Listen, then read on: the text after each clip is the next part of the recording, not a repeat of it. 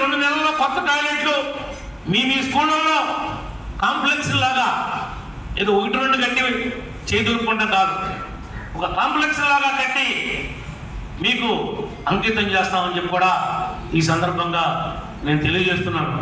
మరి మీ తల్లిదండ్రులందరికీ కూడా మరి మరొక్కసారి ధన్యవాదాలు తెలియజేస్తున్నాం.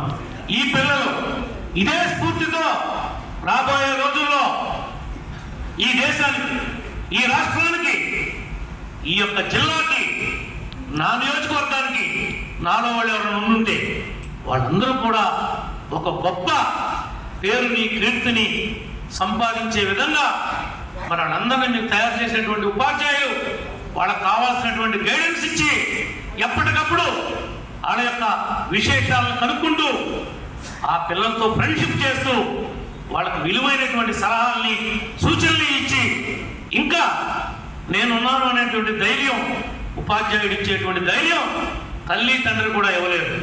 మీరంటే వాళ్ళకి అంత గౌరవం. కాబట్టి ఆ రకంగా ఉపాధ్యాయులందరూ కూడా మీరు పెంచి పెద్ద చేసినటువంటి విద్యార్థులందరినీ కూడా ఇంకా షైనీ స్టార్లాగా వాళ్ళు మనం చూసి గర్వపడేలాగా మీరు తయారు చేస్తారని చెప్పి మనస్ఫూర్తిగా ఆశిస్తూ, నేను వ్యక్తిగతంగా ఎవరిని ఏమీ మాట్లాడలేదు. కానీ ఈ వ్యవస్థలో ఇక్కడ ఉన్నటువంటి నా దృష్టికి వచ్చినటువంటి కొన్ని విషయాలనే మీకు నేను చెప్పాను.